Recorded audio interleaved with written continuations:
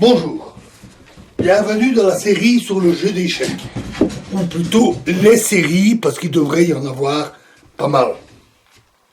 Alors donc on quitte ici le domaine des sciences pour aborder un jeu, mais considéré comme un jeu plutôt intellectuel, donc aussi un peu dans l'esprit scientifique si on veut. Le but ici de ces séries, c'est d'apprendre à jouer au jeu d'échecs. Donc vraiment, partir de rien. Ne pas connaître, on aime ou on n'aime pas. Si on aime, on continue. Si on n'aime pas, on arrête, on passe à un autre jeu ou à d'autres choses. Apprendre à jouer, mais aussi comment jouer correctement, comment bien jouer. Donc ça va nécessiter d'y aller pas à pas avec pas mal de vidéos. Alors, il y a déjà pas mal de séries sur les échecs sur Internet.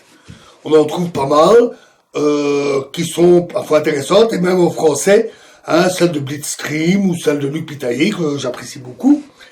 Ou en anglais, Chess Run, ou bien Armagador, qui sont de très bonnes séries, de très bonnes chaînes sur les échecs, mais elles sont souvent orientées parties, qu'elles soient anciennes, des parties célèbres, ou des parties de joueurs importants, comme Kasparov ou d'autres, ou des parties récentes, surtout l'actuel champion du monde, et l'étude de ces parties est plutôt avancée, puisque l'on parle là de parties jouées par des grands maîtres ou des champions du monde. Et l'analyse elle-même est avancée. Parfois, on trouve plutôt de l'apprentissage. Malgré tout, c'est rarement simple. C'est déjà aussi des études plutôt avancées, comme en technique des ouvertures, on en reparlera, ou des finales. Et même dans ce cas, on ne trouve pas vraiment le début. Celui qui ne connaît pas du tout le jeu d'échecs va être dérouté dès le départ. Il faut au moins connaître un peu le jeu d'échecs. Donc ça m'a donné l'envie de faire une série plus complète, partant vraiment de la base. Alors,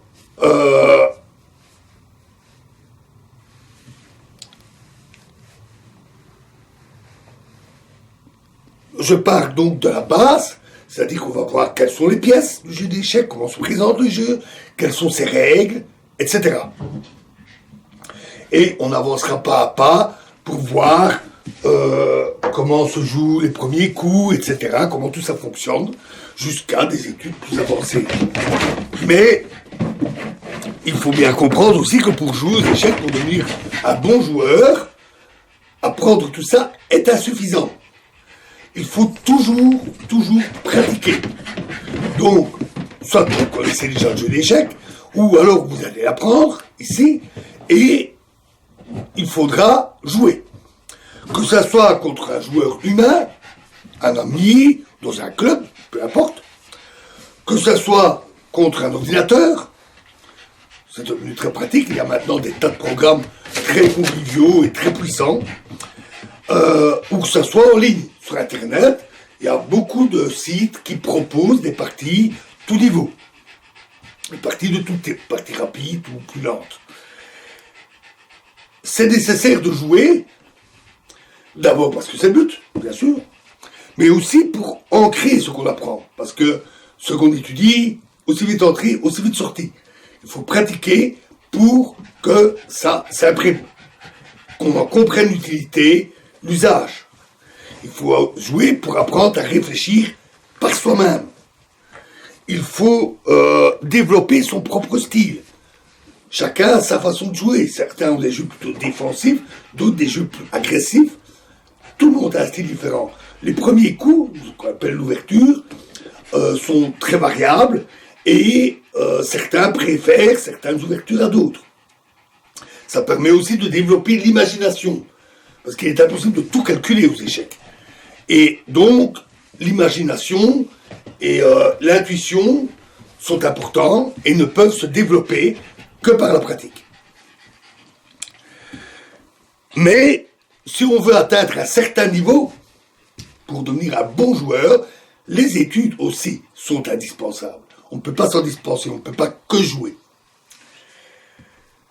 Alors, moi qui vais parler des échecs, qui suis-je? Qui suis-je pour ça? D'abord, je suis un passionné des échecs. Je joue depuis tout petit, et donc j'ai joué en club. Donc, on peut me considérer comme un bon amateur, en amateur, avec des amis, des connaissances. Je gagne souvent, presque toujours, pas toujours, mais même contre de bons amateurs, je suis dans la tranche supérieure. Par contre, en club, alors j'étais dans un club de fort haut niveau, mais là j'étais plutôt un faible joueur de club. Là, je gagnais assez rarement. Donc je ne suis pas du tout un champion ou même un maître. Je n'ai même pas de classement Elo. Ce qu'on appelle le classement des joueurs des échecs. Par contre, j'ai beaucoup travaillé la théorie. Par passion. J'aime la théorie. Et donc, je la connais bien. Voilà.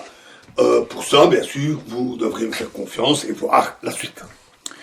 Alors, le jeu d'échecs lui-même, il se divise en 3 phases. Il y a ce qu'on appelle l'ouverture, c'est le début du jeu, le milieu de partie et la finale, ou les finales. Les limites entre ces 3 parties sont un peu floues. Parfois, certains vont présenter les ouvertures et vont tellement loin dans les ouvertures qu'ils sont typiquement dans du milieu de partie, voire des finales. Donc, ce n'est pas strict. Et par exemple, la finale ne sera même jamais jouée si un des 2 joueurs gagne ou perd, ou s'il y a nul avant d'y arriver. Ce n'est pas rare. C'est même assez fréquent que le jeu se termine en milieu de partie, parce qu'un joueur a perdu. C'est beaucoup plus rare en ouverture, sauf peut-être chez un fort joueur contre un amateur qui se ferait piéger très très vite. Mais c'est quand même assez rare. Alors, l'ouverture, c'est les premiers coups. Quels sont les coups que l'on peut jouer? Et là, on bénéficie d'une expérience énorme qui est donnée par plus d'un siècle de pratique du jeu d'échecs. En tout cas, elle se pratique depuis des siècles et des siècles, le jeu d'échecs, mais c'est surtout depuis, on va dire grosso modo, le 19e siècle que le jeu d'échecs a pris un engouement important et qu'il a aussi acquis sa forme telle qu'on la pratique maintenant. Et donc on bénéficie de l'expérience de tous ces joueurs, parfois de très très bons joueurs, les champions du monde. Et donc on sait quels sont les bons coups, les mauvais coups. Alors il y a encore des incertitudes, des choses qu'on ne connaît pas, mais pour l'essentiel, le tronc commun, on va dire, de la théorie des ouvertures est bien établi. On sait ce qui est bon, ce qui est mauvais, pourquoi c'est bon, ce qu'il faut faire quand on a joué un bon coup, comment il faut continuer, pourquoi on a joué ce bon coup, pourquoi un coup était mauvais, comment faut-il réagir face à un mauvais coup pour exploiter le fait qu'il est mauvais. Donc, tout ça, c'est la théorie des ouvertures. Et même si on dit, ce coup-là est bon, il y en a d'autres qui sont bons. C'est rare qu'il y ait qu'un seul coup de bon. Ça arrive. Parfois, il y a une menace, il faut la parer. Mais souvent, il y a plusieurs coups possibles. Donc, le nombre de possibilités dans la théorie des ouvertures est riche. Très riche. Et même énorme. Ce qu'on appelle la théorie des ouvertures, qui est souvent maintenant beaucoup de bases de données, utilisées même par les programmes de jeux d'échecs, les machines, est absolument colossal. Et aucun joueur humain ne pourrait apprendre la totalité de la théorie des ouvertures.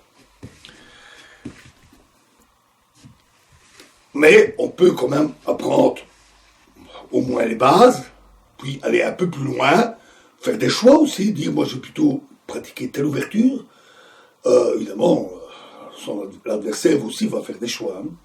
Donc on ne peut pas choisir qu'une et une seule ouverture, c'est impossible. Et donc on peut plutôt prolonger l'étude de telle ou telle ou telle ouverture. Mais au début, il faut quand même aussi papillonner pour un peu voir tout ce qui existe, comment ça se fait, pourquoi, comment. Et c'est toujours instructif. La finale, par contre, c'est quand la fin de la sortie de la phase d'ouverture, c'est quand les pièces sont pour l'essentiel, développé. Nous reviendrons sur ce concept. Le développement des pièces, ou quand on sort de la théorie, que ce soit la théorie connue, ou, je l'ai dit, on ne peut pas tout connaître, c'est trop vaste, ou la théorie que l'on connaît. On a joué les coups qu'on connaissait, on ne sait pas ce que dit la théorie pour le coup suivant, et donc là on fait travailler ses ménages pour essayer de trouver un bon coup.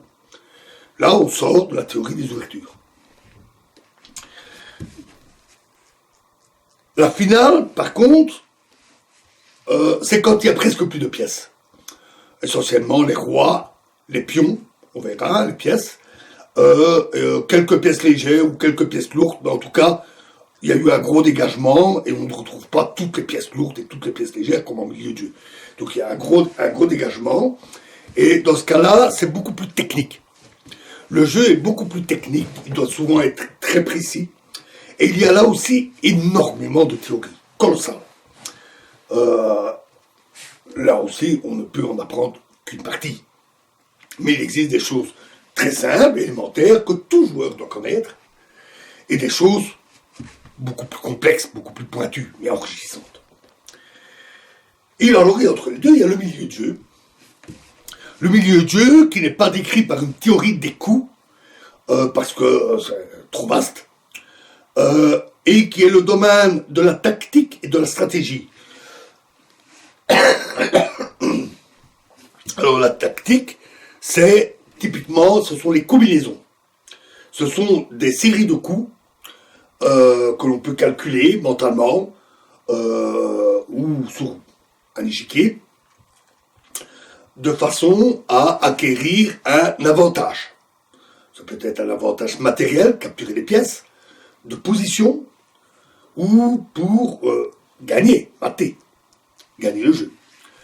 Et c'est une série de coups auxquels l'adversaire ne peut répondre que de manière limitée, et où toutes les possibilités qui s'offrent à nous conduisent au but. C'est une tactique, une combinaison. Il y a pas mal de théories autour des méthodes et des tactiques. La stratégie, elle, s'applique surtout aux positions plutôt fermées, moins dynamiques, là où il y a peu de tactique, mais ça s'applique aussi à ces positions-là, et ça peut s'articuler avec la tactique. La stratégie, c'est plutôt l'élaboration de plans, d'objectifs. Pourquoi jouer tel coup? Qu'est-ce qu'on vise? Qu'est-ce qu'on recherche? C'est sans doute le domaine le plus technique, pas le plus technique, mais le plus avancé au niveau compréhension, connaissance du jeu d'échecs. On dit toujours, quand on joue, il ne faut pas jouer au hasard. Il faut avoir un objectif et il faut s'y tenir. Et n'en changer que si on n'a vraiment pas le choix. Changer constamment d'objectif, c'est la catastrophe. Donc il faut apprendre ça. Alors au début, c'est impossible. Un jeune joueur qui vient juste d'apprendre le jeu, il ne connaît pas du tout ça. Il ne sait pas ce qu'il doit faire, il va jouer au hasard. Et il va apprendre à la dure, en perdant. Donc il est intéressant de connaître au moins les bases de la stratégie, les choses les plus simples au départ, la mobilité, le contrôle du centre, etc. Nous verrons cela. Voilà, alors, voici pour cette petite introduction visuelle. Dans les autres vidéos, vous ne me verrez plus. Plus ou plus beaucoup, parce que la caméra, je vais la fixer sur le jeu. Alors, j'aurais pu utiliser un programme de jeu d'échecs, beaucoup de séries pratiques, c'est la plupart. Il y a quelques exceptions, j'en ai vu. La plupart utilisent un jeu informatique. Mais je préfère montrer le vrai jeu. Le jeu avec les pièces en bois. Pourquoi? Pour deux raisons. D'abord parce que j'aime bien. J'aime bien le contact des pièces. J'aime bien jouer avec un vrai jeu. Parfois, ça me barbe de jouer sur un ordinateur. Je préfère un véritable jeu. C'est comme la lecture. Je lis des articles sur un ordinateur ou sur Internet, mais la plupart du temps, je préfère le bouquin papier. Question de goût. Ensuite, ça vous aidera à voir un vrai jeu, pour vous habituer à l'apparence, au mouvement des pièces sur un vrai jeu, et non pas simplement sur un écran avec les formes stylisées des pièces, que vous trouverez très abondamment sur Internet. Voilà, et donc dans la prochaine vidéo, nous attaquerons cette visualisation. Nous verrons comment l'échiquier, ses pièces, etc. Je vous remercie.